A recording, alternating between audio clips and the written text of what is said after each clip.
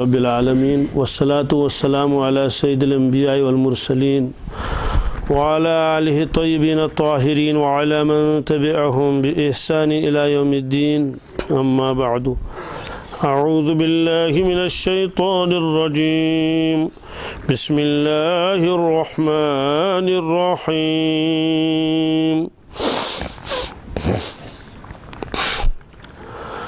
وَإِذْ قَالَ رَبُّكَ لِلْمَلَائِكَةِ إِنِّي جَاعِلٌ فِي الْأَرْضِ خَلِيفَةً قَالُوا أَتَجْعَلُ فِيهَا مَن يُفْسِدُ فِيهَا وَيَسْفِكُ الدِّمَاءَ وَنَحْنُ نُسَبِّحُ بِحَمْدِكَ وَنُقَدِّسُ لَكَ قال إني أعلم ما لا تعلمون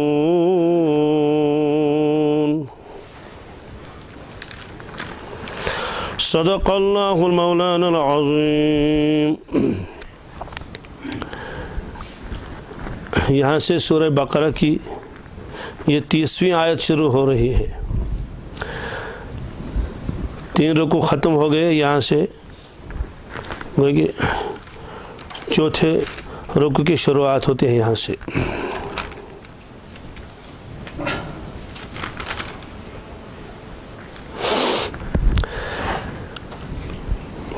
اس آیت میں اللہ تبارک تعالی ایک بہت ہی اہم واقعہ بیان فرماتے ہیں۔ وہ مشہور واقعہ ہے کہ اللہ تبارک تعالیٰ نے آدم علیہ السلام کے پیدا فرمانے سے پہلے فرشتوں کے سامنے اس بات کا اظہار فرمایا تھا۔ ربط کیا ہے ان آیتوں کا ماقبل کے آیتوں کے ساتھ؟ اس کا ربط یہ ہے کہ اس سے پہلے اللہ تبارک تعالیٰ نے سب سے پہلے تذکرہ کیا ان نعمتوں کا جن کا تعلق ظاہر کے ساتھ ہے، یعنی فرمایا کیف تکفرون باللہ وکنتم امواتا، تم اللہ تبارک تعالیٰ کا انکار کس طرح کرتے ہو حالانکہ تم بے جان تھے۔ پھر اللہ تعالیٰ نے ہم کو جان دے دی، جسم دے دیا، اعضاء دے دیے، دنیا میں اللہ تعالیٰ نے ہم کو لایا۔ پھر اس کے بعد فرمایا جو کچھ زمین میں ہے یہ سب تمہارے لیے ہے۔ تو معلوم ہے کہ پہلے ہمارے وجود کا تذکرہ کیا، یہ بہت بڑی نعمت ہے۔ پھر اس کے بعد زندگی گزارنے کے لیے جن چیزوں کی ضرورت ہے وہ سب چیزیں اللہ تعالیٰ نے مہیا فرمائی۔ روشنی کی ضرورت ہے، ہوا کی ضرورت ہے، پانی کی ضرورت ہے، کھانے کی ضرورت ہے، لباس کی ضرورت ہے، گھر کی ضرورت ہے، یہ ساری ضرورتیں پوری ہو گئی۔ گویا کہ ظاہری نعمتوں کا تذکرہ ہوا، اور اس کے بعد اب باطنی نعمتوں کا تذکرہ ہو رہا ہے۔ اور اس میں ابو البشر حضرت سیدنا آدم علیہ نبینا علیہ السلام کا تذکرہ ہے۔ وہ اس میں رسالت کا تذکرہ، ان کے علم کا تذکرہ، ان کی بزرگی کا تذکرہ، ان کی تعظیم کا تذکرہ، یہ اس میں ہو رہا ہے۔ اور یہ ظاہری باطنی نعمتیں ہیں۔ گویا کہ پہلے ظاہری نعمتوں کا تذکرہ کیا کہ میں نے آپ لوگوں کو ایسا ایسا عطا فرمایا، اور اب اس کے بعد اب باطنی نعمتوں کا تذکرہ ہو رہا ہے۔ اس میں اللہ تبارک تعالیٰ فرماتے ہیں وَإِذْ قَالَ رَبُّكَ لِلْمَلَائِكَةِ، اس میں بہت ساری بحثیں ہیں، بہت گہری بحثیں ہیں، ان کو میں چھوڑ دیتا ہوں۔ مثلا عز کی بحث الگ مفسرین نے کی ہے کہ عز کے اوپر بڑی بحث ہے کہ عز یہ کیا ہے، یہ مجازات سے ہے یا یہ ظرفی ہے، پھر عز اور اذا میں کیا فرق ہے، یہ سب ہے۔ پھر ربکا کے اوپر الگ سے ایک بحث ہوئی ہے، پھر ملائکہ کی الگ بحث ہے، پھر جاعل کی الگ بحث ہے، پھر خلیفہ کی الگ بحثیں ہیں۔ میں اس کا خلاصہ بتاتا ہوں، علمی بحثوں کو چھوڑ دیتا ہوں۔ یہاں تذکرہ ہو رہا ہے حضرت آدم علیہ السلام کا۔ آدم علیہ السلام کا تذکرہ قرآن پاک میں 11 صورتوں میں آیا ہے، اور 25 مرتبہ حضرت آدم علیہ السلام کا نام مبارک آیا ہے قرآن پاک میں۔ سورہ بقرہ میں 5 جگہ آدم علیہ السلام کا تذکرہ آ چکا ہے۔ آگے آدم علیہ السلام کا نام مبارک بھی آئے گا صراحت کے ساتھ، مثلا وعلم آدم الاسماء، آدم علیہ السلام اس میں حضرت کا نام مبارک بھی آئے گا، وہاں اس کی اور بھی تفصیل آئے گی۔ یہ ان کا نام مبارک ہے آدم علیہ السلام کا۔ ان کا نام مبارک آدم کیوں رکھا؟ تو فرماتے ہیں کہ اصل آدم علیہ السلام کو جو بنایا اللہ تبارک تعالیٰ نے، جس طرح سے انسان کو دنیا میں لایا جاتا ہے اس سے علیحدہ ایک الگ شکل اس وقت جو پیش آئی، وہ یہ ہے کہ آدم علیہ السلام کو مٹی سے ہی بنایا گیا۔ اس کو کہتے ہیں عدیم ارض، یعنی صفحہ زمین سے پیدا کیے گئی، صفحہ زمین سے اوپر سے مٹی جمع کر لی گئی۔ تو ایک فرشتوں نے بھی جمع کیا اس میں سے اللہ تعالیٰ کے حکم سے، کہیں تو اللہ تعالیٰ نے فرمایا میں نے جمع کیا۔ بہرحال جمع کرنے کے بعد اس میں پانی ملایا گیا، وہ پانی بھی مختلف جگہوں کا تھا، ایک جگہ کا نہیں تھا۔ کہیں جیسے چشمے ہوتے ہیں، کہیں ندی نالے اور دریا، مختلف علاقوں کے پانی، وہ سب لایا گیا اس میں۔ اور پھر تھوڑی سی ہوا بھی چلی اس کے بعد، تو معلوم ہوا کہ اس میں مٹی بھی ہے، مٹی کا عنصر غالب ہے، پانی بھی ہے، ہوا بھی ہے۔ اور چونکہ قرآن پاک نے کئی جگہ تخلیق کا تذکرہ کیا آدم علیہ السلام کا، ایک جگہ فرمایا صلصال من حمیم مسنون، ایک جگہ فرمایا کالفخار۔ وہاں سارے حضرات ترجمہ کرتے ہیں گویا کہ ایک طرح کی گرم ہوا بھی اس وقت چلی جس نے کسی قدر آگ کا کام دیا۔ جیسے کمہار کوئی برتن بناتا ہے تو وہ برتن ذرا سا بجنے لگتا ہے، اس طرح سے گویا کہ یہ سارے عناصر انسان کے اندر جمع آ گئے، لیکن جو غالب عنصر ہے انسان کے اندر وہ ہے مٹی۔ باقی سب چیزیں بھی ہیں، اس میں پانی بھی ہے، ہوا نے بھی اپنا کام کیا ہے، اور ہلکی پھلکی جو ہے وہ گرمی بھی اس میں آ چکی ہے۔ تو عدیم الارض سے چونکہ بنائے گئے اس لیے اس کا نام رکھ دیا آدم۔ اسی لیے اللہ تعالیٰ نے آدم علیہ السلام کی اولاد کو مختلف المزاج بھی بنایا اور مختلف الالوان بھی بنایا، یہ حدیث پاک میں ہے۔ اور یہ کوئی نعوذ باللہ من ذالک کوئی خرابی نہیں تھی، بلکہ فرمایا یہ جامعیت تھی کہ ہر قسم کی مٹی لائی گئی، اس میں کچھ کالے رنگ کی بھی تھی، کچھ طرح سے سرخ رنگ کی بھی تھی، کچھ سفید رنگ کی بھی تھی۔ تو رسول اللہ صلی اللہ علیہ وسلم نے فرمایا اس لیے بنی آدم مختلف مزاجوں پر آئیں گے اور مختلف رنگوں پر آئیں گے، یعنی تمام بنی آدم کا رنگ ایک جیسا نہیں۔ کسی علاقے کے لوگ ذرا گورے ہیں، کسی علاقے کے لوگ کچھ کالے ہیں، کسی علاقے کے لوگ کچھ گندم گو ہیں، کچھ اس طرح سے ہیں۔ اور مزاج میں بھی فرق ہے، کسی کا مزاج ذرا نرم ہے، کسی کا مزاج ذرا تیز ہے، تو مزاجوں میں بھی فرق آئے گا۔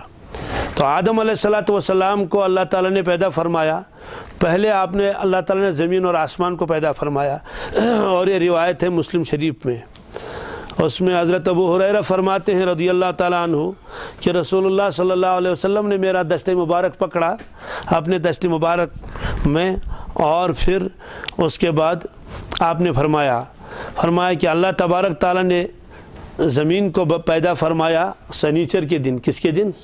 یوم السبت، اور اس میں پہاڑ وغیرہ لگا دیے اتوار کے روز، اور پھر درخت وغیرہ یہ جو ہے یہ ان کو بنایا پیر کے روز اثنین۔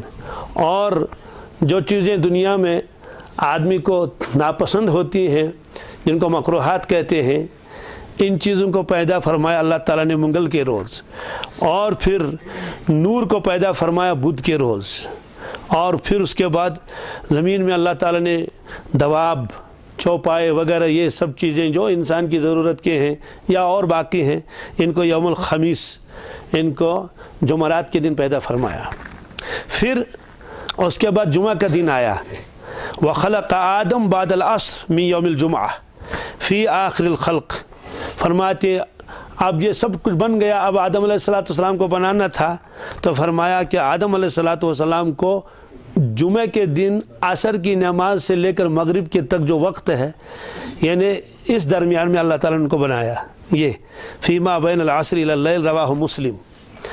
گویا کہ اس میں یہ ہے کہ آدم علیہ السلام کو اللہ تعالیٰ نے جو بنایا ہے وہ بھی جمعہ کا دن تھا، کیونکہ باقی چیزیں تو آدم علیہ السلام ہی کے لیے تو بنائی گئی تھی، جیسے مہمان کسی کو بلایا جائے تو پہلے تو مہمان خانہ تیار کیا جاتا ہے نا، پہلے تو اس کے لیے انتظام کیا جاتا ہے کھانے پینے کا، آخر میں مہمان آتے ہیں۔ تو چونکہ اللہ تعالیٰ نے پہلے فرمایا زمین آسمان کو میں نے آپ کے لیے پیدا فرمایا، انسانوں کے لیے، اس سے پہلے یہ چیزیں سب پیدا کی گئیں، اور اس کے بعد آدم علیہ السلام کو اللہ تبارک تعالیٰ نے پیدا فرمایا۔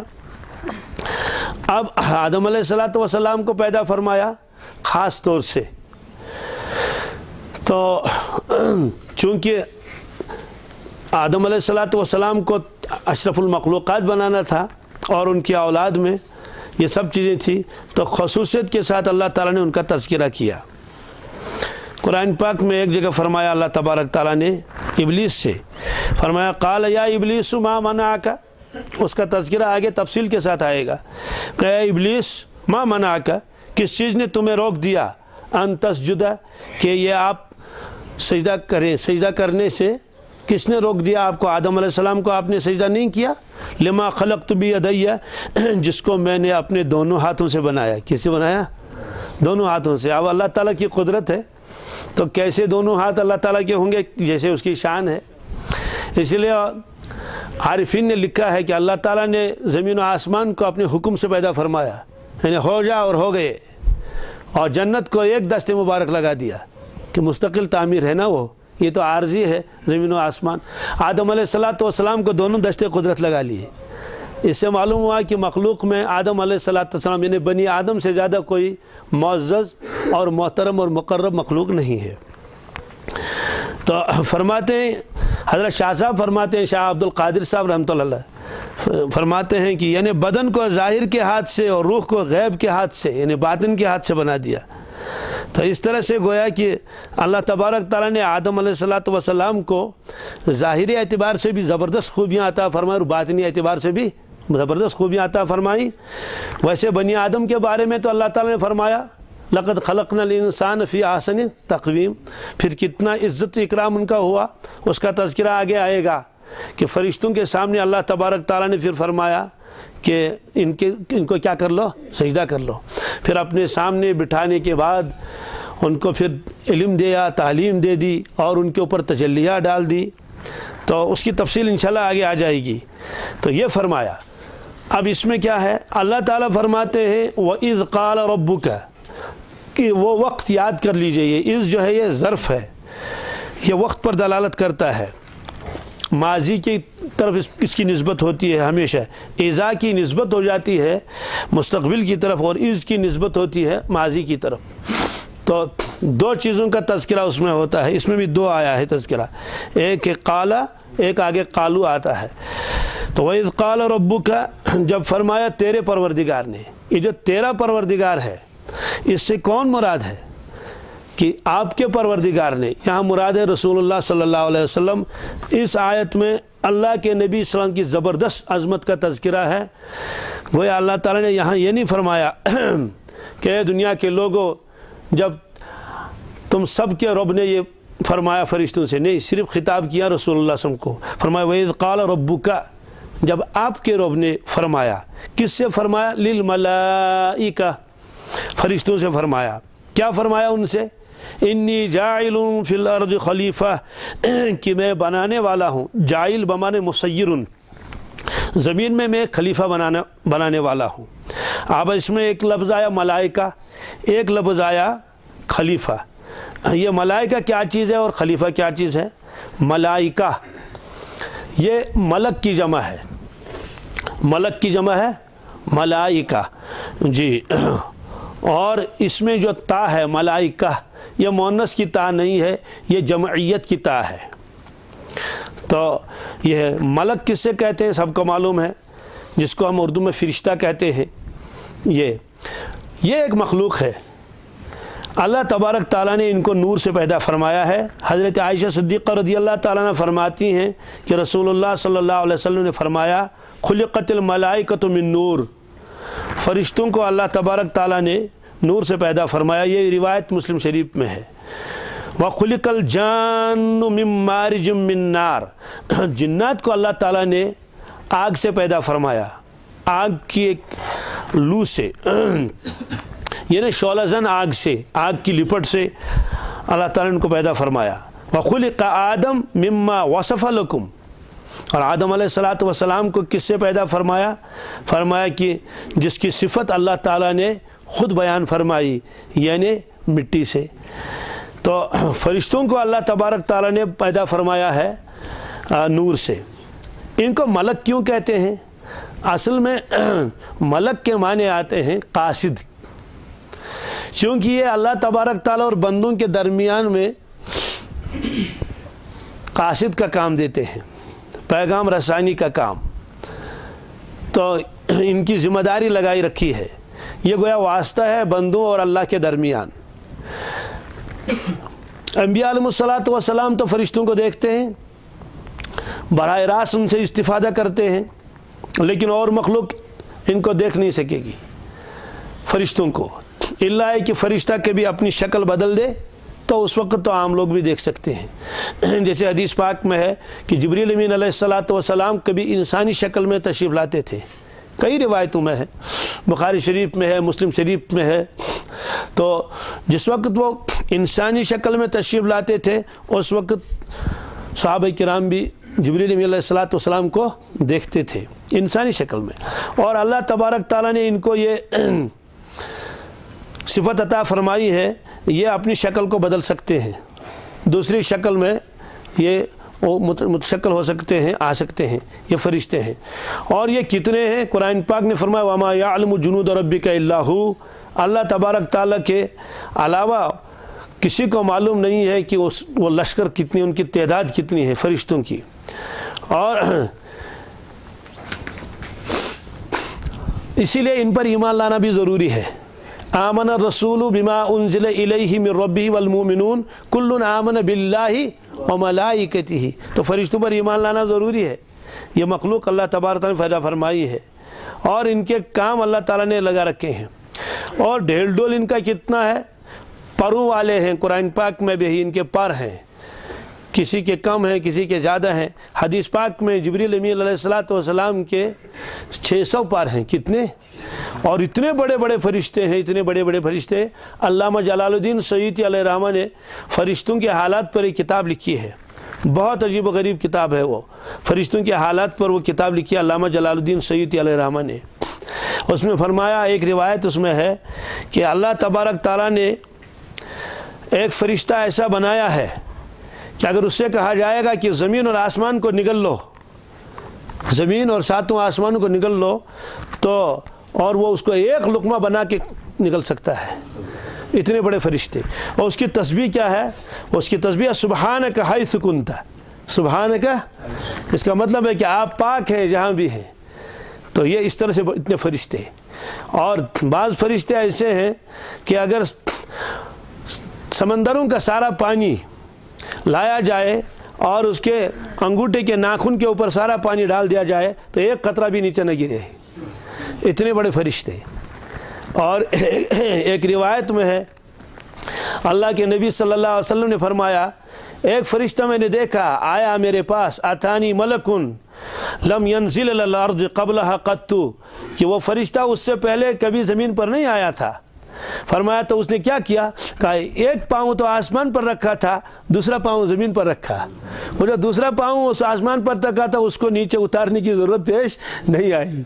तो इतने बड़े फरिश्ते, इतनी बड़ी जसामत अल्लाह ने उनको अता फरमाई है। तो इस तरह से फरिश्तों के हालात भी लिखे हैं कि एक कान से लेकर कंधे तक कई कई 100 साल के जो मसाफत का जितना है चले आदमी या तेज़ रफ्तार उड़ने वाला परिंदा, तो इतनी इतनी दूरियां हैं। तो फरिश्ते मुख्तलिफ अल्लाह ताला ने अजसाम के बनाए हैं, कुछ छोटे के कद के हैं, कुछ बड़े हैं, कुछ क्या हैं, फिर उनकी अलग अलग जो है वो ज़िम्मेदारियाँ लगा रखी हैं। तो किसी की ज़िम्मेदारी है कि वो वही लेकर आए और किसी के ज़िम्मे में लगा रखा है कि वो जो है वो इंतज़ाम करे बारिश का और नबातात वगैरह का। तो फरिश्तों की कसरत भी है, इसीलिए फ़रिश्तों के ऊपर ईमान लाना ज़रूरी है। तो ये है, उनके वजूद की तस्दीक करना भी ज़रूरी है कि हाँ ये फ़रिश्ते हैं, अल्लाह ताला ने काम पर लगा रखे हैं। उनके नाम भी है, जिब्राईल का नाम है अब्दुल्लाह, क्या, और मिकाईल का नाम है उबैदुल्लाह, اسرافیل کا نام ہے عبد الرحمن، یعنی ان کے نام مبارک بھی لکھے ہوئے ہیں۔ ویسے جبرائیل کا ترجمہ تو ہے ہی عبداللہ، یعنی یہ سریانی زبان کے لفظ ہیں یا عبرانی ہیں، تو ان کا جب عربی ترجمہ کیا جائے گا تو یہی عبداللہ، عبید اللہ اور عبد الرحمن یہ سب ہیں۔ تو یہ اس میں ملائکہ کا تذکرہ آیا۔ یہ ملائکہ کیا ہیں؟ یہ اللہ تبارک تعالیٰ کی نافرمانی نہیں کرتے، نہیں، یسبحون اللیل والنہار لا یفترون۔ کچھ تو ایسے ہیں جو دن رات اللہ اللہ کرتے رہتے ہیں اور کبھی سستی نہیں کرتے ہیں، اس لیے کہ تھکاوٹ تو ان کو ہے ہی نہیں، بھوک پیاس ان کو ہے نہیں، نیند بھی ان کو ہے نہیں۔ اور ایک جگہ قرآن پاک نے فرمایا لا یعصون اللہ ما امرہم ویفعلون ما یؤمرون، جو اللہ تعالیٰ ان کو حکم دے فرشتوں کو وہ پورا کر لیتے ہیں، وہ اللہ تعالیٰ کی نافرمانی نہیں کرتے۔ اس لیے فرشتے نافرمانی نہیں کرتے، کیوں؟ اس لیے کہ وہ نور سے بنے ہوئے ہیں، ان میں ہماری طرح کی چیزیں نہیں ہیں۔ تو یہ فرشتوں کے سامنے اللہ تبارک تعالیٰ نے فرمایا کہ فرشتوں میں بنانے والا ہوں زمین میں ایک خلیفہ، ملائکہ سے فرمایا، تو تا اس میں جمعیت کی ہے۔ اب سوال ہے کہ یہ اللہ تعالیٰ نے فرشتوں سے جو یہ فرمایا یہ کیا مشورہ تھا؟ کہتے ہیں کہ نہیں، مشورہ تو تھا نہیں، اس لیے کہ مشورے کی ضرورت تو وہاں آتی ہے جہاں کسی مسئلے کے سارے پہلو روشن نہ ہوں، کچھ چیزیں چھپی ہوئی ہوں، تو وہاں مشورے کی ضرورت پیش آ جاتی ہے کہ بھائی آ جاؤ مشورہ کر لو، تاکہ سب اپنی اپنی رائے پیش کر لے، اپنے تجربات بیان کر لیں۔ تو اللہ تبارک تعالیٰ کے سامنے کیا چیز چھپی ہوئی تھی جو فرشتوں کو بلایا جائے، ان سے مشورہ طلب کیا جائے؟ تو فرماتے ہیں کہ یہ اصل میں مشورہ نہیں کرنا تھا، یہ اللہ تبارک تعالیٰ اپنا ایک اظہار فرمانا چاہتے تھے کہ میں ایسا کرنے والا ہوں، تاکہ فرشتوں کے سامنے یہ بات آ جائے، لیکن شکل جیسے مشورے کی تھی، انی جاعل فی الارض خلیفہ، تو یہ تھی۔ اور اس میں یہ فرماتے ہیں اس میں کئی مقاصد تھے۔ ایک مقصد تو یہ تھا کہ اللہ تبارک تعالیٰ یہ فرمانا چاہتے تھے، گویا اس امت کو تعلیم دینا چاہتے تھے کہ جو آپ کے منتخب افراد ہوں، کچھ خاص لوگ ہوں، جب مشورہ کرنا ہو تو ان کو بلایا جائے۔ اور اللہ کے نبی صلی اللہ علیہ وسلم بھی بلاتے تھے، ورنہ آپ سیدھے فرماتے کہ بھائی میرے پاس تو وہی نازل ہوتی ہے، مجھے تو مشورہ کرنے کی ضرورت نہیں ہے، اور اپنے نور باطن سے بھی فیصلہ کر سکتے تھے۔ اور قرآن پاک نے فرمایا وشاورہم فی الامر، آپ صحابہ کرام کو جمع کر لیجئے اور ان سے مشورہ کر لیجئے۔ تو ظاہر سی بات ہے حضرت تو وحی کی بنیاد پر کچھ بھی کر سکتے تھے، لیکن آپ کو معلوم تھا کہ میرے بعد میں تو کسی پر وحی نازل ہوگی نہیں، اور امت کو کام کرنے ہیں آگے جا کر تو کیسے کریں گے؟ اس لیے آپ مشورے کرتے تھے اور بلاتے تھے صحابہ کرام کو، مشورہ، پھر پوچھتے تھے کہ آپ کی کیا رائے ہے، آپ کی کیا رائے ہے، آپ کی، پھر اس کے بعد فیصلہ ہوتا تھا۔ دوسری بات اصل میں یہ ہے اللہ تبارک تعالیٰ کو عظمت بتانی تھی فرشتوں کو، ورنہ یوں ہی سیدھے ہی کھڑے کر لیتے آدم علیہ السلام کو، فرماتے یہ آدم علیہ السلام ہے، نہیں، پہلے فرمایا دیکھو ایک معزز مخلوق تشریف لانے والی ہے، میں ان کو بنانے والا ہوں۔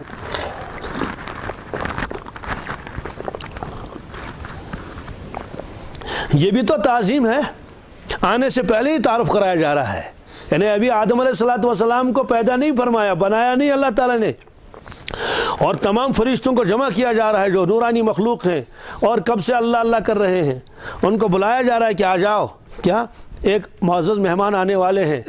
وہ اللہ تبارک تعالیٰ خود تعارف فرما رہے ہیں آدم علیہ السلام کا فرشتوں کے سامنے، یہ نہیں کہ پہلے پیدا فرمایا پھر اس کو بتایا کہ آ جاؤ دیکھو میں نے کیا بنایا ہے، نہیں، پہلے سے بنانے سے پہلے کہ میں ایسا کرنے والا ہوں، ایک ایسی شخصیت آنے والے ہیں، اور صاحب بھی یہ فرمایا کہ وہ میرے خلیفہ ہوں گے، کیا ہوں گے؟ میرے خلیفہ آنے والے ہیں۔ عام طور سے ایسا ہی ہوتا ہے جب کوئی بہت بڑی ہستی آنے والی ہو تو اس سے پہلے ہی لوگوں کو اس کے بارے میں مطلع کیا جاتا ہے، تیاریاں ہو رہی ہیں تاکہ لوگ انتظار میں رہیں اور اس آنے والے مہمان کا تعظیم کریں جیسا کہ ان کو تعارف کرایا گیا ہو۔ تو اللہ تبارک تعالیٰ اصل میں تعارف کرانا چاہتے تھے آدم علیہ السلام کا، تاکہ معلوم ہو جائے کہ کون تشریف لانے والے ہیں۔ تو یہ فرمایا انی جاعل فی الارض خلیفہ، میں زمین میں ایک خلیفہ بنانے والا ہوں۔ اب خلیفہ کس سے کہتے ہیں؟ خلیفہ یہ خلف یخلف، خلفن سے نکلا ہے، اصل میں خلیفہ کے معنی آتے ہیں، ترجمہ تو اس کا ہے نائب، قائم مقام، جو کسی کی جگہ پر پھر بیٹھے اور رہے۔ اب سوال ہے کہ نائب کی ضرورت تو پیش آتی ہے انسانوں کو، بھئی فلاں بوڑھا ہو گیا تو اس کا نائب ہونا چاہیے، فلاں اور کہیں کام پر چلا گیا تو اس کا ڈپٹی کوئی یہاں رہنا چاہیے، فلاں کا انتقال ہوا تو اس کا جانشین رہنا چاہیے۔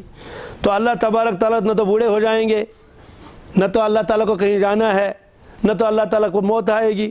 سوال ہے کہ اللہ تعالیٰ جو اپنا قائم مقام بنانا چاہتے ہیں تو پھر کس چیز کا قائم مقام بنائیں گے اللہ تبارک تعالیٰ؟ تو یہ ہے، یہ خلیفہ کیا ہے؟ یہ فعیلہ کے وزن پر ہے۔ فعیلہ کہتے ہیں جب ایک کے بعد دوسرا اس کا قائم مقام ہو جائے، جیسے اہل عرب کہتے ہیں خلف فلان فلانن، ابن کثیر میں یہ لکھا ہے خلف فلان فلانن، اس کا مطلب کہ فلاں شخص نے فلاں شخص کو اپنی جگہ بٹھایا، اپنا نائب بنایا، اپنا قائم مقام بنایا۔ تو اللہ تعالیٰ فرماتے ہیں کہ میں اپنا نائب بنانے والا ہوں زمین میں، انی جاعل فی الارض خلیفہ۔ جی، تو سوال یہ ہے کہ اللہ تبارک تعالیٰ کو تو بظاہر ان چیزوں کی ضرورت نہیں تھی، اصل میں اللہ تبارک تعالیٰ یہ چاہتے تھے کہ جو میرا قائم مقام ہوگا وہ یہاں کا نظام سنبھالے گا دنیا کا۔ تو اللہ تعالیٰ تو خود بھی سنبھال سکتے ہیں، فرماتے ہیں ہاں بالکل سنبھال سکتے ہیں، لیکن جس مخلوق کو وہ پیدا کرنا چاہتے ہیں وہ براہ راست اللہ تعالیٰ سے ہر وقت ہم کلام نہیں ہو سکتے، اللہ تعالیٰ کے اوامر اور نواہی کو معلوم نہیں کر سکتے ہیں، اللہ تعالیٰ کس سے خوش ہیں، کس سے ناراض ہیں، کیا کریں۔ اس لیے اللہ تعالیٰ نے فرمایا ٹھیک ہے ذریت آدم تو آئے گی اور ساری دنیا بھر جائے گی، تو ان میں سب سے پہلے کو میں اپنا خلیفہ بناؤں گا، اس کا تعلق مجھ سے بھی ہوگا، اس کا تعلق مخلوق کے ساتھ بھی ہوگا۔ اسی لیے فرماتے ہیں کہ انبیاء علیہ السلام کی دو جہتیں ہوتی ہیں۔ کتنی؟ دو جہتیں ہوتی ہیں۔ ایک جہت تو ان کی ہوتی ہے جس کا تعلق اللہ کے ساتھ ہو، کیونکہ سارے لوگ اس مقام کے ہوں گے نہیں، ایسے انوارات، ایسی پاکیزگی، ایسی طہارت، یہ سب تو نہیں ہو سکتا، اس لیے کہ کثافت بھی ہے بنی آدم کے اندر، تو جس کا بیان آگے آئے گا، چونکہ کئی چیزوں سے بنایا گیا ہے یہ۔ اس لیے اللہ تبارک تعالیٰ سے براہ راست یہ ہم کلام ہو جائیں اور اس کو دیکھیں، اس کی زیارت کریں، یہ تو نہیں ہو سکتا۔ اس لیے اللہ تعالیٰ نے فرمایا ٹھیک ہے میں ایک طبقے کو بناتا ہوں جو مجھ سے ہم کلام بھی ہو جائے اور براہ راست میری وحی ان کے اوپر آ جائے اور ان کا ایک تعلق میرے ساتھ ہو، پھر جو میں ان کو بتاتا رہوں گا وہ آگے اس کو پہنچاتے رہیں گے۔ تو انبیاء علیہ السلام، اچھا اب سوال ہے کہ فرشتے بھی تو کر سکتے تھے کہ ایک پیغام لے کر آئے یہاں، فرماتے ہیں کہ فرشتے آ جائیں گے یہاں تو ہم کو ان سے مناسبت نہیں، اس لیے کہ وہ لوگ کھاتے نہیں، پیتے نہیں، سوتے نہیں، جاگتے نہیں، ان میں تکلیف نہیں، غم نہیں، پریشانی نہیں، سوال ہے کہ سردی نہیں، گرمی نہیں، وہ ہمارا دکھ درد کیا سمجھیں گے؟ اس لیے ہم کو ان سے مناسبت اس طرح کی نہیں ہے کہ وہ حالات ان پر پیش نہیں آتے جو ہم پر پیش آتے ہیں، اگرچہ فرشتوں کا تعلق بھی کس کے ساتھ ہے؟ اللہ تعالیٰ کے ساتھ ہے۔ اب انبیاء علیہ السلام کو اللہ تعالیٰ نے بنایا، ایک تو ان کا تعلق اللہ کے ساتھ ہے فرشتوں سے زیادہ، فرشتوں سے ایسے انوارات اور برکتیں وہاں سے لا سکتے ہیں، اور پھر ہمارے ہر چیز سے وہ باخبر ہیں، درد کس سے کہتے ہیں، آرام کس سے کہتے ہیں، بھوک کس سے کہتے ہیں، پیاس کس سے کہتے ہیں۔ اس لیے اللہ تعالیٰ نے قرآن پاک میں فرمایا وَلَوْ جَعَلْنَاهُ مَلَكًا لَجَعَلْنَاهُ رَجُلًا، اگر ہم فرشتوں کو بناتے انبیاء رسول تو ہم پھر ان کو بھی انسانی شکل میں لاتے، یعنی اگر ہم کسی فرشتے کو کیا بناتے؟ جی پیغمبر بناتے، تو اس کو بھی انسان کا وجود دینا پڑتا کہ وہ انسانوں کی طرح کھاتا پیتا، تو فرشتہ کیسے سکھاتا ہم کو کہ وضو کیسے کرنا ہے، کھانا کیسے کھانا ہے، اور مسواک کیسے کرنا ہے، اور سونا کس طرح، کیا چیز، سب چیزیں نہیں ہوتی۔ اس لیے فرمایا کہ میں ایک قائم مقام بناؤں گا اور وہ نظام چلائے گا دنیا میں، کیا وہ لوگوں کو بتائے گا کہ اللہ تعالیٰ کی بندگی کیسی کرنی ہوتی ہے، گناہوں سے کیسے بچنا ہوتا ہے، انصاف کس سے کہتے ہیں، غربا کے ساتھ کیا معاملہ کرنا ہے، چھوٹوں کے ساتھ کیا معاملہ کرنا ہے، بڑوں کے ساتھ کیا معاملہ کرنا ہے، انتظامی امور کیسے کرنی ہے، سردی گرمی سے کیسے بچنا ہے، حلال کیا چیز ہے، حرام کیا چیز ہے، ہمدردی کس کو کہتے ہیں، کفن دفن کس کو کہتے ہیں، یہ ساری چیزیں۔ اس لیے فرمایا کہ وہ میرا قائم مقام ہوگا اور میرا وہ نائب ہوگا، اور میرے حکم کے مطابق وہ دنیا کے اندر حکومت کرے گا، دنیا کا نظام چلائے گا۔ اس لیے فرمایا میں اس کو خلیفہ بنانے والا ہوں۔ تو خلیفہ کا اصل مطلب تو یہ ہے کہ جب کوئی چلا جائے تو اس کی جگہ دوسرا آئے۔ اللہ تبارک تعالیٰ کو تو کہیں جانا نہیں تھا، لیکن اس وجہ سے گویا کہ آپ نے فرمایا کہ گویا یہ کیا ہے، یہ میرا خلیفہ ہے۔ اب یہ خلیفہ وغیرہ اس کا تذکرہ قرآن پاک میں بہت جگہ آیا ہے، بہت جگہ قرآن پاک میں اس کا تذکرہ اس اعتبار سے آیا ہے کہ اللہ تبارک تعالیٰ فرماتے ہیں خلیفہ کا ایک ترجمہ ہے کہ پہلے والے لوگ چلے گئے تو ان کی جگہ دوسرے لوگ آ گئے، یہ قرآن پاک میں ہے، آپ اس کو سن لیجیے۔ دیکھیے اللہ تعالیٰ فرماتے ہیں وَاذْكُرُوا إِذْ جَعَلَكُمْ خُلَفَاءَ مِن بَعْدِ قَوْمِ نُوحٍ وَزَادَكُمْ فِي الْخَلْقِ بَسْطَةً، یہ اللہ تبارک تعالیٰ قوم عاد سے